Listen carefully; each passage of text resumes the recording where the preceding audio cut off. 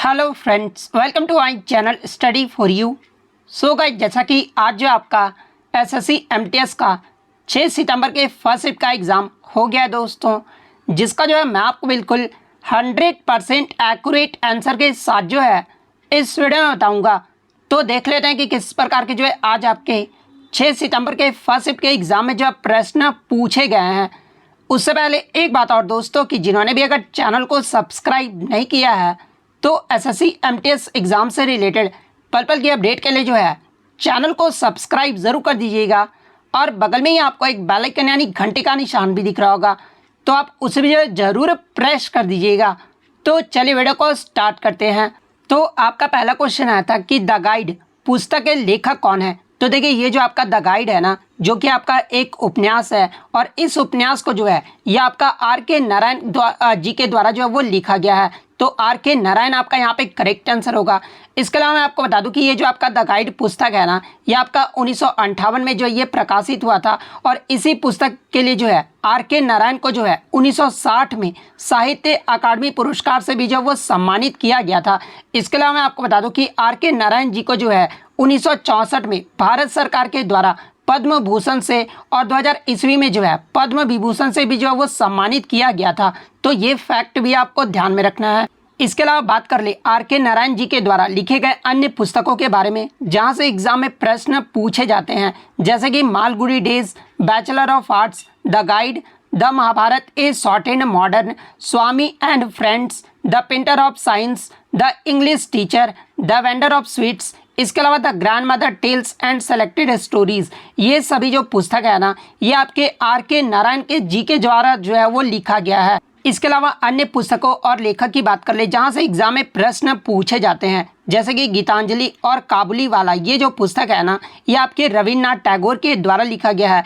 इसके अलावा ये जो आपका the God of small things, ये जो पुस्तक है ना, ये आपके अरुंधति रॉय के द्वारा लिखा गया है।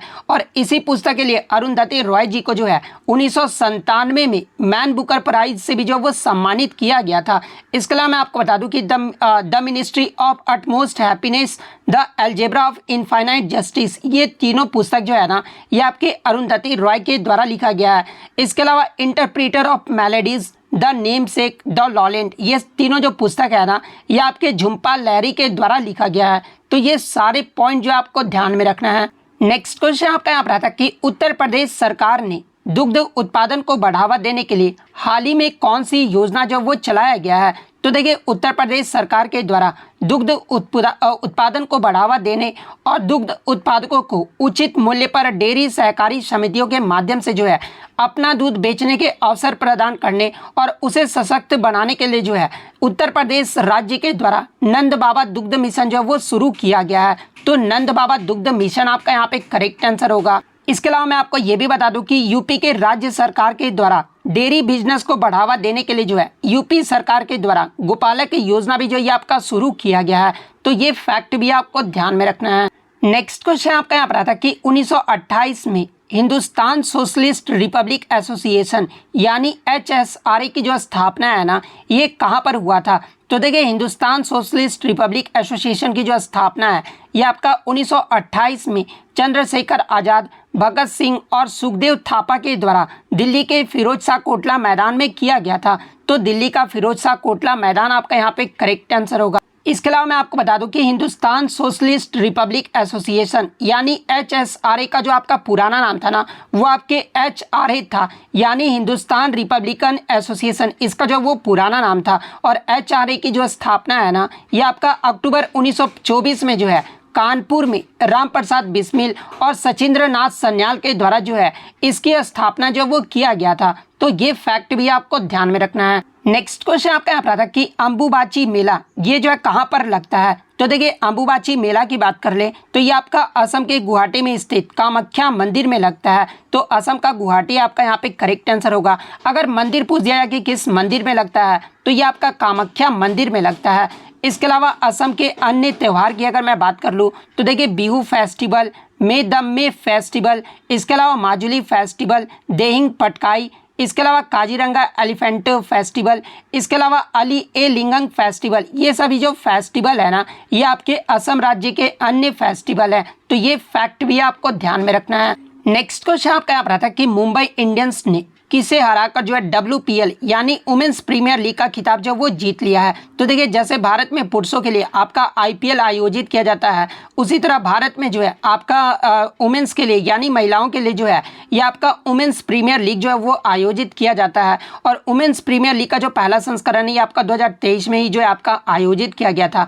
और इसमें पहले संस्करण में जो है मुंबई इंडियंस ने दिल्ली कैपिटल्स की टीम को हराकर जो है ये पहला खिताब जीत लिया है। तो दिल्ली कैपिटल्स आपका यहाँ पे करेक्ट आंसर होगा। इसके अलावा बात कर ले WPL 2023 में ऑरेंज कैप जो ये किसे मिला था, यानी पूरे टूर्नामेंट में सबसे ज़्यादा जो रन मारते हैं उन्हें ऑरेंज कैप जो वो दिया जाता है। और WPL 2023 में ऑरेंज कैप जो ये आपका मेग लैनिंग को जो वो दिया गया था। वहीं अगर पर्पल कैप की बात कर ले तो इस टूर्नामेंट में जो सबसे ज़्यादा विकेट लेती है उन्हें जो पर्पल कैप दिया जाता है। और ये जो पर्पल कैप है ना ये आपके हीली मैथ्यूज़ को जो वो दिया गया था। तो ये फैक्ट भी आपको ध्यान में रखना है। और WPL 2023 में मोस्ट वैल्यूएबल प्लेयर जो ये कौन रही थी, तो ये भी आपका हीली मैथ्यूज रही थी। वहीं अगर इमर्जिंग प्लेयर की बात कर ले तो इसमें जो आपका emerging player of the year जो है ये आपका यास्तिका भाटिया रही थी। तो ये पॉइंट भी आप ध्यान में रखिएगा। नेक्स्ट क्वेश्चन आपका यहाँ पर आता है कि what do you mean by El Nino, यानी एल नीनो से जो है आप क्या समझते हैं।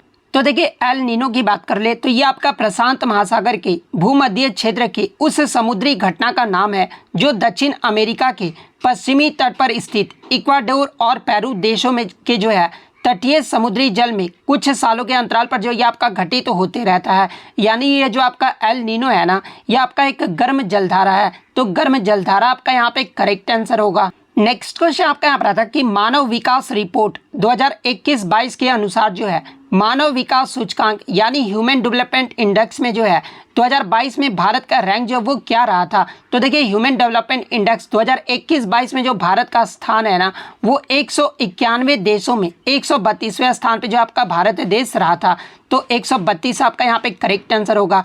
इसके अलावा बात कर ले HDI में 2020 में भारत कौन से स्थान पे रहा था। तो 2020 में जो ये आपका 130वें स्थान पे रहा था। तो ये फैक्ट भी आपको ध्यान में रखना है।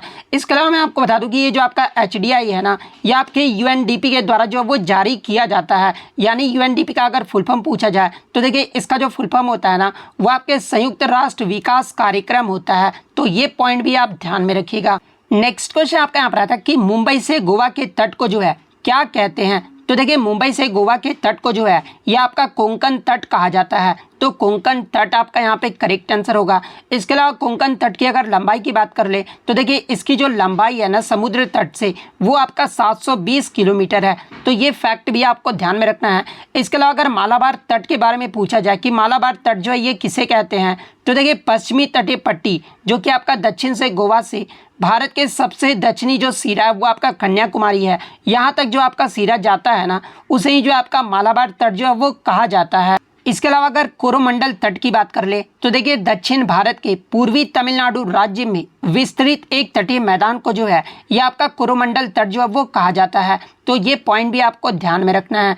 नेक्स्ट क्वेश्चन आपका यहाँ पर आ रहा है कि पाकिस्तान ने कबड्डी विश्व कप ये जो है किस वर्ष जीता था। तो देखिए पाकिस्तान ने जो है 2020 में भारत को हराकर जो है कबड्डी विश्व कप का जो पहला खिताब है वो जीत लिया था। तो 2020 आपका यहाँ पे करेक्ट आंसर होगा। इसके अलावा मैं आपको बता दूं कि जितने भी आपके कबड्डी विश्व कप हुए ना 2020 को छोड़ाकर सभी का जो खिताब है वो आपका भारत देश के द्वारा जीता गया है। तो ये पॉइंट भी आपको ध्यान में रखना है। नेक्स्ट क्वेश्चन आपका यहाँ पर आता है कि ब्रोमीन का जो है एटॉमिक नंबर जो है वो पूछा गया था। हालांकि क्वेश्चन जो इतना सिंपल नहीं पूछा गया था, क्वेश्चन का जो लैंग्वेज था वो आपका थोड़ा बड़ा दिया गया था। लेकिन क्वेश्चन जो पूछा गया था कि आवर्त सारणी में परमाणु संख्या यानी एटॉमिक नंबर जो है ये 35 जो है वो किसका होता है। तो देखिए आवर्त सारणी में आपका जो 35 जो एटॉमिक नंबर है ना ये आपका ब्रोमीन का होता है। तो ब्रोमीन आपका यहाँ पे करेक्ट आंसर होगा। इसके अलावा ब्रोमीन के अगर सिंबल की बात कर ले तो देखिए इसका जो सिंबल होता है ना वो आपका Br होता है। और इसके अगर परमाणु भार की बात कर ले यानी एटॉमिक मास कितना होता है तो आपका ऑलमोस्ट जो है इसका जो एटॉमिक भार है वो आपका 80 होता है। इसके अलावा ब्रोमीन के ऑक्सीडेशन स्टेट की बात कर ले तो देखिए ब्रोमीन का जो ऑक्सीडेशन नंबर होता है ना वो आपका +7 होता है। तो ये फैक्ट भी आपको ध्यान में रखना है। नेक्स्ट क्वेश्चन आपका यहाँ पर आता है कि राज्य के नीति निर्देशक सिद्धांत यानी DPSP को जो है किस अधिनियम में जो वो आपका सूचीबद्ध जो वो किया गया है? तो देखिए राज्य के नीति निर्देशक सिद्धांत को जो है ये आपका गवर्नमेंट ऑफ इंडिया एक्ट 1935 यानी भारत सरकार अधिनियम 1935 में जो है डीपीएसपी को जो वो आपका सूचीबद्ध किया गया है। तो आपका गवर्नमेंट ऑफ इंडिया एक्ट 1935 आपका करेक्ट आंसर होगा। इसके अलावा अगर डीपीएसपी की बात कर ले तो देखिए डीपीएसपी को जो है भारतीय संविधान के भाग 4 और अनुच्छेद 36 से 51 तक जो है इसे वर्णित जो है वो किया गया है। इसके अलावा डीपीएसपी को जो है आयरलैंड देश के संविधान से जो वो लिया गया है। इसके अलावा मैं आपको बता दूं कि डीपीएसपी को जो है सामग्री और दिशा के आधार पर जो है इन्हें 3 प्रकार से जो वो वर्गीकृत किया गया है। और डीपीएसपी को जो आपका 3 प्रकार से वर्गीकृत किया गया है वो 3 प्रकार कौन कौन से हैं? तो पहला आपका समाजवादी सिद्धांत है, सेकंड आपका गांधीवादी सिद्धांत है और थर्ड आपका उदार बौद्धिक सिद्धांत है। तो ये 3 वर्ग जो है आपको ध्यान में रखना है। नेक्स्ट क्वेश्चन आपका यहाँ पर आया था कि राष्ट्रपति को सहायता और सलाह देने के लिए जो है मंत्रिपरिषद का जो गठन है ना ये आपका किस अनुच्छेद के तहत किया गया है? तो देखिए राष्ट्रपति को सहायता और सलाह देने के लिए मंत्रिपरिषद का जो गठन है ना ये आपका अनुच्छेद 74 के तहत किया गया है। तो अनुच्छेद 74 आपका यहाँ पे करेक्ट आंसर होगा। इसके अलावा बात कर ले मंत्रिपरिषद से संबंधित अन्य अनुच्छेद के बारे में जहाँ से एग्जाम में प्रश्न पूछे जाते हैं। तो देखिए अनुच्छेद 75 की बात कर ले तो देखिए अनुच्छेद 75 के तहत जो है राष्ट्रपति के द्वारा प्रधानमंत्री की नियुक्ति जो है वो किया जाता है और प्रधानमंत्री की सलाह पर ही जो है राष्ट्रपति जो है अन्य मंत्रियों की भी जो है नियुक्ति है वो आपके अनुच्छेद 75 के तहत जो है वो करते हैं। अनुच्छेद 77 की अगर मैं बात कर लूँ तो देखिए भारत सरकार के कार्यों का जो संचालन का वर्णन है ना ये आपके अनुच्छेद 77 में किया गया है। इसके अलावा अनुच्छेद 78 की बात कर ले तो राष्ट्रपति को जानकारी देने आदि के संबंध में प्रधानमंत्री का जो कर्तव्य है ना ये आपके अनुच्छेद 78 में ये जो आपका वर्णित किया गया है। अनुच्छेद 88 की बात कर ले तो यह जो आपके मंत्रियों के अधिकार से संबंधित है। तो ये फैक्ट भी आपको ध्यान में रखना है। नेक्स्ट क्वेश्चन आपका यहाँ पर आता है कि 26 जनवरी 1930 को जो है इनमें से क्या हुआ था? तो देखिए 26 जनवरी 1930 को जो है इसी दिन आपका जो है भारतीय नेशनल कांग्रेस के द्वारा जो है देश को पूर्ण रूप से आज़ाद होने की घोषणा जो वो किया गया था और पूर्ण स्वराज जो वो घोषित जो वो किया गया था। यानी 26 जनवरी 1930 को क्या हुआ था? तो ये आपका पूर्ण स्वराज जो वो घोषित किया गया था। तो पूर्ण स्वराज आपका यहाँ पे करेक्ट आंसर होगा। इसके अलावा एग्जाम में एक प्रश्न और पूछा जाता है कि 26 जनवरी को जो है आपका गणतंत्र दिवस यानी रिपब्लिक डे जो है ये क्यों मनाया जाता है? तो देखिए 26 जनवरी को ही गणतंत्र दिवस इसलिए मनाया जाता है क्योंकि इसी दिन जो है पूरे देश में हमारा संविधान जो है वो लागू हुआ था। यानी हमारा संविधान जो है कब लागू हुआ था? तो ये आपका 26 जनवरी 1950 को जो है हमारा संविधान जो वो लागू हुआ था। तो इसलिए जो आपका 26 जनवरी को ही जो है आपका गणतंत्र दिवस जो है वो मनाया जाता है। और कभी कभी एग्जामिनर क्या करता है कि ये आपका ऑप्शन में जो वो नहीं देता है। इसके अलावा मैं आपको बता दूं कि इसलिए भी आपका जो है गणतंत्र दिवस मनाया जाता है क्योंकि इसी दिन 26 जनवरी को जो है 1930 में भारतीय नेशनल कांग्रेस के द्वारा जो है देश को पूर्ण रूप से आज़ाद होने की घोषणा किया गया था और पूर्ण स्वराज्य वो घोषित किया गया था। तो ये पॉइंट भी आप ध्यान में रखिएगा। नेक्स्ट अगर बात कर लेते हैं 2023 में आपका कौन सा गणतंत्र दिवस मनाया गया था? तो देखिए 2023 में जो है ये आपका 74वां गणतंत्र दिवस मनाया गया था और इसमें जो आपके मुख्य अतिथि कौन रहे थे? तो देखिए 74वें गणतंत्र दिवस के अवसर पर जो है ये आपके मिस्र के राष्ट्रपति अब्दुल फतह अल सीसी ये जो आपके गणतंत्र दिवस के जो है परेड के मुख्य अतिथि रहे थे। तो ये पॉइंट भी आपको ध्यान में रखना है। नेक्स्ट क्वेश्चन आपका यहाँ पर आता है कि भारत का स्वर्णिम चतुर्भुज परियोजना यानी जो आपका गोल्डन क्वाड्रिलेटरल जो परियोजना है ना ये उत्तर से दक्षिण तक जो है ये आपको किसको जोड़ता है? या फिर उत्तर से दक्षिण गलियारा जो है ये किसको जोड़ता है? तो देखिए अगर उत्तर दक्षिण गलियारे की बात कर ले तो देखिए उत्तर दक्षिण जो गलियारा है ना ये आपके श्रीनगर को जो है कन्याकुमारी और कोची से जोड़ता है। तो श्रीनगर को कन्याकुमारी और कोची आपका करेक्ट आंसर होगा। और इससे प्रीवियस शिफ्टों में जो है आपका पूर्व से पश्चिम पूछा गया था यानी पूर्व से पश्चिम जो है ये किस गलियारा जो है ये किसको जोड़ता है? तो देखिए पूर्व से पश्चिम जो गलियारा है ना ये आपके सिलचर और पोरबंदर को जो वो आपका जोड़ता है। इसके अलावा मैं आपको बता दूं कि ये जो आपका स्वर्णिम चतुर्भुज परियोजना है ना ये भारत के 4 प्रमुख मेट्रो शहर को भी जो आपस में जोड़ता है। और वो 4 प्रमुख मेट्रो शहर कौन कौन से हैं? तो उत्तर में जो है ये आपका दिल्ली को जोड़ता है, पूर्व में जो है ये आपका कोलकाता को जोड़ता है, पश्चिम में आपका मुंबई को जोड़ता है और दक्षिण में जो है ये आपका चेन्नई को जोड़ता है। वहीं अगर स्वर्णिम चतुर्भुज परियोजना की लंबाई की बात कर ले तो देखिए इसका जो टोटल लंबाई है ना ये आपका 5,846 किलोमीटर है। और इसके अलावा मैं आपको बता दूं कि ये भारत में सबसे बड़ा राजमार्ग भी परियोजना है और विश्व में जो है ये 5वां सबसे लंबा परियोजना है। तो ये पॉइंट भी आपको ध्यान में रखना है। इसके अलावा मैं आपको बता दूं कि इस परियोजना की आधारशिला जो है ये प्रधानमंत्री अटल बिहारी वाजपेयी जी के द्वारा जो है 1999 में जो इसका आधारशिला जो वो रखा गया था और इस परियोजना को जो है 2001 में जो है आपका लॉन्च जो है वो किया गया था। और ये जो परियोजना ये पूर्ण कब हुआ था यानी पूरा कब किया गया था इस परियोजना को, तो ये आपका 2012 में जो है ये पूरा जो है वो हो गया था। इसके अलावा एग्जाम में एक प्रश्न और पूछा जाता है कि स्वर्णिम चतुर्भुज परियोजना का जो प्रबंधन है ना ये आपके किस मंत्रालय के अधीन किया जाता है। तो देखिए स्वर्णिम चतुर्भुज परियोजना का जो प्रबंधन है ये आपके NHAI यानी भारतीय राष्ट्रीय राजमार्ग प्राधिकरण के द्वारा सड़क परिवहन और राजमार्ग मंत्रालय के द्वारा इसका जो आपका जो प्रबंधन है वो किया जाता है। तो ये पॉइंट भी आपको ध्यान में रखना है। नेक्स्ट क्वेश्चन आपका एक मैच द फॉलोइंग से आया था जहां पर आपका गलत मिसमैच बताना था कि इनमें से कौन सा जो है गलत मिसमैच जो वो किया गया है। तो जहां पे एक ऑप्शन आपका दिया गया था the test of my life. तो देखिए the test of my life ये जो आपका युवराज सिंह की आत्मकथा है। सेकंड ऑप्शन आपका दिया गया था प्लेइंग इट माय वे। तो देखिए ये जो आपका प्लेइंग इट माय वे है ना ये आपका सचिन तेंदुलकर की आत्मकथा है। इसके अलावा एक आपका ऑप्शन में दिया गया था 281 एंड बियॉन्ड। तो देखिए ये जो आपका 281 एंड बियॉन्ड है ना ये आपका BVS लक्ष्मण की आत्मकथा है। इसके अलावा स्ट्रेट फ्रॉम द हार्ट दिया गया था। तो देखिए ये जो आपका स्ट्रेट फ्रॉम द हार्ट है ना ये कपिल देव की आत्मकथा है। तो ये चारों ऑप्शन जो है बच्चों के द्वारा मुझे मिले थे। तो देखिए इसमें जो आपका गलत मिसमैच दिया गया था ना वो प्लेइंग इट में इट माय वे में जो है आपका कोई और नाम दिया गया था। तो ये जो आपका यहाँ पर सही आंसर होगा क्योंकि प्लेइंग इट माय वे ये जो आपका सचिन तेंदुलकर की आत्मकथा है। तो ये पॉइंट भी आपको ध्यान में रखना है। नेक्स्ट क्वेश्चन आपका यहाँ पर आता है कि सोंगी मुखेटा नृत्य ये जो है किस राज्य में किया जाता है। तो देखिए ये जो आपका सोंगी मुखेटा नृत्य है ना ये आपका जो है महाराष्ट्र राज्य में किया जाता है। तो महाराष्ट्र आपका यहाँ पे करेक्ट आंसर होगा। इसके अलावा मैं आपको बता दूं कि ये जो आपका सोंगी मुखौटा नृत्य है ना ये आपके चैत्र मास की पूर्णिमा के दिन देवी की पूजा के साथ जो है इस नृत्य को किया जाता है। और इस नृत्य में जो है आपके दो कलाकार जो है नरसिम्हा का रूप जो वो धारण करते हैं। तो ये पॉइंट भी आपको ध्यान में रखना है। ये तो आपका हो गया आपका सोंगी मुखौटा नृत्य। इसके अलावा एक आपका मुखौटा नृत्य होता है। तो देखिए ये जो आपका मुखौटा नृत्य है ना ये आपके अरुणाचल प्रदेश राज्य का जो है एक लोक नृत्य है। तो ये पॉइंट भी आपको ध्यान में रखना है। इसके अलावा महाराष्ट्र के लिए अन्य लोक नृत्य की बात कर ले जहाँ से एग्जाम में प्रश्न पूछे जाते हैं। तो देखिए ये जो आपका लावनी है ना ये महाराष्ट्र का जो है लोक नृत्य है। तो ये पॉइंट भी आपको ध्यान में रखना है। नेक्स्ट क्वेश्चन आपका यहाँ पर आता कि राष्ट्रगुप्तर जो कि आपका एक समाचार पत्र था ये जो आपका किस धर्म से संबंधित था। यहाँ पे भाषा नहीं धर्म पूछा गया था। तो देखिए ये जो आपका राष्ट्रगुप्तर जो कि आपका एक समाचार पत्र था और इस समाचार पत्र को जो है ये आपका दादा भाई नौरोजी के द्वारा जो है 1851 में जो है आपका गुजराती भाषा में जो वो शुरू किया गया था। और ये जो आपका राष्ट्रगुप्तर जो समाचार पत्र था ना ये आपके पारसी धर्म से संबंधित था। तो पारसी आपका यहाँ पे करेक्ट आंसर होगा।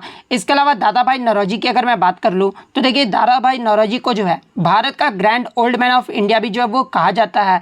और ये आपके ब्रिटिश भारत में संसद बनने वाले जो है ये आपके प्रथम भारतीय थे। इसके अलावा मैं आपको बता दूं कि सर्वप्रथम राष्ट्रीय आय का भी जो अनुमान है ना ये आपके दादा भाई नौरोजी के द्वारा ही जो है आपका लगाया गया था। और सबसे पहले जो आपका स्वराज शब्द का भी जो प्रयोग है ना ये आपके दादा भाई नौरोजी के द्वारा ही किया गया था। और कब और किस कांग्रेस अधिवेशन में किया गया था तो ये आपका 1906 के कोलकाता अधिवेशन में जो है स्वराज शब्द का इस्तेमाल जो वो किया गया था। तो ये फैक्ट भी आपको ध्यान में रखना है। नेक्स्ट क्वेश्चन आपका यहाँ पर आता है कि नमक सत्याग्रह ये जो है कब हुआ था। इस क्वेश्चन पर थोड़ा सा मुझे डाउट लग रहा है क्योंकि बहुत कम बच्चों ने जो ये प्रश्न मुझे भेजा था। तो देखिए नमक सत्याग्रह की बात कर ले तो ये आपका 12 मार्च 1930 को हुआ था। तो 12 मार्च 1930 आपका करेक्ट आंसर होगा। नेक्स्ट क्वेश्चन आपका यहाँ पर आता है कि 13वां महिला का सीनियर हॉकी चैंपियनशिप 2023 ये जो है कहाँ पर हुआ था। तो देखिए 2023 का जो सीनियर हॉकी चैंपियनशिप है ना महिलाओं का वो जो आपका काकीनाडा आंध्र प्रदेश में आयोजित किया गया था। तो काकीनाडा आंध्र प्रदेश आपका यहाँ पे करेक्ट आंसर होगा। इसके अलावा मैं आपको बता दूं कि ये जो आपका 2023 का महिलाओं का जो सीनियर हॉकी चैंपियनशिप हुआ था ना इसमें जो विजेता टीम रहा था वो आपका मध्य प्रदेश रहा था और उप विजेता जो ये आपका महाराष्ट्र का टीम रहा था। तो ये पॉइंट भी आपको ध्यान में रखना है। नेक्स्ट क्वेश्चन आपका यहाँ पर था कि इनमें से किसने नई ताल प्रणाली के लिए त्रिमुखी, पंचमुखी, सप्तमुखी और नौमुखी जो नाम है वो दिए हैं। तो देखिए नई ताल प्रणाली के लिए जो ये नाम है ना, ये आपके मंगलमपल्ली बाला मुरली कृष्णा के द्वारा दिया गया है। तो मंगलमपल्ली बाला मुरली कृष्णा आपका यहाँ पे करेक्ट आंसर होगा। इसके अलावा एम बाला मुरली कृष्णा की बात कर ले तो देखिए मंगलमपल्ली बाला मुरली कृष्णा जो है ये एक कर्नाटक गायक, बहुवाद्यंत्र वादक और एक पार्श्व गायक हैं। तो ये पॉइंट भी आपको ध्यान में रखना है। नेक्स्ट क्वेश्चन आपका यहाँ पर आता है कि न्यूकारी विभाजन यानी रिडक्शन डिवीजन जो है ये किसे कहते हैं। तो देखिए रिडक्शन डिवीजन की बात कर ले तो ये आपका मेयोसिस यानी अर्धसूत्री विभाजन को जो है ये आपका न्यूकारी विभाजन जो वो कहा जाता है। तो अर्धसूत्री विभाजन आपका यहाँ पे करेक्ट आंसर होगा। इसके अलावा अर्धसूत्री विभाजन की बात कर ले तो देखिए अर्धसूत्री विभाजन एक प्रकार का कोशिका विभाजन होता है जिसमें कोशिकाओं में जो है गुणसूत्रों की जो संख्या होती है ना वो आपका कम हो जाता है और इसके परिणाम स्वरूप जो है अगुणित कोशिकाएं जो वो बनता है। तो ये आपका अर्धसूत्री विभाजन होता है। तो अर्धसूत्री विभाजन आपका यहाँ पे करेक्ट आंसर होगा। इसके अलावा अगर कोशिकाओं की बात कर ले तो देखिए मृत कोशिका की जो सबसे पहले खोज है ना ये 1665 में रॉबर्ट हुक के द्वारा किया गया था। इसके अलावा पहले जीवित कोशिका की खोज अगर पूछा जाए तो देखिए पहले जीवित कोशिका की जो खोज है ना ये आपके एंटोनी वान लीeuwenhoek के द्वारा 1674 में जो इसकी खोज जो है वो की गई थी। तो ये फैक्ट भी आपको ध्यान में रखना है। नेक्स्ट क्वेश्चन आपका यहाँ पर आता है कि 31 अगस्त 2021 तक भारत के कुल कितने शास्त्रीय नृत्य हैं। तो देखिए मैं आपको बता दूं कि संगीत नाटक एकेडमी के अकॉर्डिंग आपके जो वर्तमान में या फिर 2021 तक जो आपके कुल शास्त्रीय नृत्यों की संख्या थी वो आपका 8 था। इसके अलावा मैं आपको बता दूं कि सांस्कृतिक मंत्रालय के अधीन अगर पूछा जाए तो देखिए सांस्कृतिक मंत्रालय के द्वारा आपके जो 9 शास्त्रीय नृत्यों को जो वो दर्जा दिया गया है। सांस्कृतिक मंत्रालय ये मानता है कि 6 भी जो है ये आपका शास्त्रीय नृत्य है। लेकिन मैं आपको बता दूं कि आपके क्वेश्चन में जो है संगीत नाटक एकेडमी के अकॉर्डिंग पूछा गया था। तो 8 जो है आपका यहाँ पे करेक्ट आंसर होगा। और वो 8 शास्त्रीय नृत्य कौन कौन से है। तो पहला आपका भरतनाट्यम, सेकंड आपका कुचिपुड़ी, थर्ड आपका मोहिनीअट्टम, फोर्थ आपका कथकली, फिफ्थ आपका मणिपुरी, सिक्स्थ आपका सत्रिया और सेवेंथ आपका ओडिसी और 8th आपका कथक। ये जो आपके 8 शास्त्रीय नृत्य है तो ये पॉइंट भी आपको ध्यान में रखना है। इसके अलावा आगे के शिफ्ट में अगर आपसे पूछा जाए कि सांस्कृतिक मंत्रालय के द्वारा कितने शास्त्रीय नृत्य को दर्जा दिया गया है तो ये आपके 9 शास्त्रीय नृत्य को जो वो दर्जा दिया गया है। सांस्कृतिक मंत्रालय मानता है कि छऊ भी जो है एक शास्त्रीय नृत्य है। इसके अलावा अगर ये तो आपका शास्त्रीय नृत्य हो गया। वर्तमान में आपके कितने शास्त्रीय भाषा हैं। तो देखिए वर्तमान में अगर शास्त्रीय भाषा की बात कर ले तो ये आपके 6 शास्त्रीय भाषा हैं। और वो कौन कौन से हैं। तो पहला आपका तमिल, सेकंड आपका तेलुगु, थर्ड आपका कन्नड़, फोर्थ आपका मलयालम, फिफ्थ आपका संस्कृति और सिक्स्थ आपका ओडिसी। ये जो आपके शास्त्रीय भाषा हैं तो ये फैक्ट भी आपको ध्यान में रखना है। नेक्स्ट क्वेश्चन आपका यहाँ पर आता है कि सूक्ष्म वित्त संस्थाएं यानी माइक्रो फाइनेंस इंस्टीट्यूशन से जो है आपके 2 प्रश्न जो वो पूछे गए थे। तो देखिए अगर माइक्रो फाइनेंस इंस्टीट्यूशन की बात कर ले तो ये जो आपके वित्तीय कंपनी उन लोगों को छोटे ऋण जो वो प्रदान करता है जो समाज के वंचित और कमजोर वर्गों से हैं तथा जिनके पास जो है बैंकिंग सुविधाएं जो है वो नहीं होती है, उपलब्ध नहीं होता है, उन्हें जो है ये आपका माइक्रो फाइनेंस इंस्टीट्यूशन जो वो उपलब्ध कराता है। इसके अलावा माइक्रो फाइनेंस इंस्टीट्यूशन उन कंपनियों को कहा जाता है जो निम्न आय वर्ग के लोगों को जो है अपना व्यवसाय शुरू करने के लिए जो है सस्ती ब्याज दरों पर जो है या जो है वो कर्ज उपलब्ध जो वो कराते हैं। तो ये जो आपके माइक्रो फाइनेंस इंस्टीट्यूशन जो है वो कर्ज उपलब्ध कराते हैं। इसके अलावा मैं आपको बता दूं कि सूक्ष्म ऋण का जो अभिप्राय होता है ना वो आपका अलग अलग देशों में जो है अलग अलग आपका होता है। जैसे कि भारत में अगर सूक्ष्म ऋण की बात कर ले तो 1 लाख रुपए से कम के सभी ऋणों को जो है या आपका माइक्रो लोन या फिर आपका माइक्रो फाइनेंस जो है वो माना जा सकता है। इसके अलावा मैं आपको बता दूं कि इनकी सेवाओं में जो है आपके सूक्ष्म ऋण, सूक्ष्म बचत और सूक्ष्म बीमा ये तीनों जो आपके शामिल जो वो आते हैं। तो ये फैक्ट भी आपको ध्यान में रखना है। नेक्स्ट क्वेश्चन आपका यहाँ पर आता है कि have bigger fish to fry item का जो आपका फिश टू फ्राई का जो आइटम पूछा गया था। तो देखिए have bigger fish to fry का जो मतलब होता है ना वो आपका किसी चीज़ में दिलचस्पी न लेना क्योंकि आपके पास करने के लिए भी जो है अधिक महत्वपूर्ण, दिलचस्प या लाभदायक चीज़ें हैं। तो ये जो आपका फ्राई जो आपका have bigger fish to fry का जो है आपका आइटम जो वो पूछा गया था। इसके अलावा सेकंड आइटम जो है आपका storm in A tea cup का जो है आइटम पूछा गया था। तो देखिए storm in A tea cup का जो मतलब होता है ना ऐसी स्थिति कि जिसमें लोग किसी ऐसी बात को लेकर बहुत क्रोधित या फिर परेशान हो जाते हैं जो कि वो बातें भी जो है वो महत्वपूर्ण नहीं होता है। तो ये जो आपका storm in A tea cup का जो है आपका आइटम पूछा गया था। इसके अलावा अन्य आइटम की बात कर ले तो आपका जो है at 11th hour against the wall, इसका जो आपका आइटम पूछा गया था। इसके अलावा सिनोनिम एंटोनिम की बात कर ले तो देखिए कॉर्डियल का जो आपका सिनोनिम पूछा गया था। इसके अलावा इनर्मस का जो आपका एंटोनिम पूछा गया था। इसके अलावा मैं आपको बता दूं कि आपका जो है एरर आर्टिकल से जो आपका एरर आया था ना वो आपके आर्टिकल से रिलेटेड आया था और नरेशन और वॉइस जो आपका नहीं पूछा गया था। इसके अलावा जो आपका क्लोज टेस्ट भी जो है इंग्लिश में पूछा गया था और स्पेलिंग एरर में जो है आपका मिजरेबली और थ्रेटेन का जो आपका स्पेलिंग एरर जो वो पूछा गया था। तो इतने प्रश्न जो है इंग्लिश के भी मिले थे। तो इतने प्रश्न जो आज मुझे बच्चों के द्वारा मिले जो कि 100% रियल और ऑथेंटिक है। तो अगर वीडियो अच्छी लगी हो तो वीडियो को जो है लाइक ज़रूर कर दीजिएगा और इसी तरह रियल एनालिसिस पाने के लिए जो है चैनल को सब्सक्राइब ज़रूर कर दीजिएगा। तो मिलते हैं नेक्स्ट वीडियो में, तब तक thank you, all the best.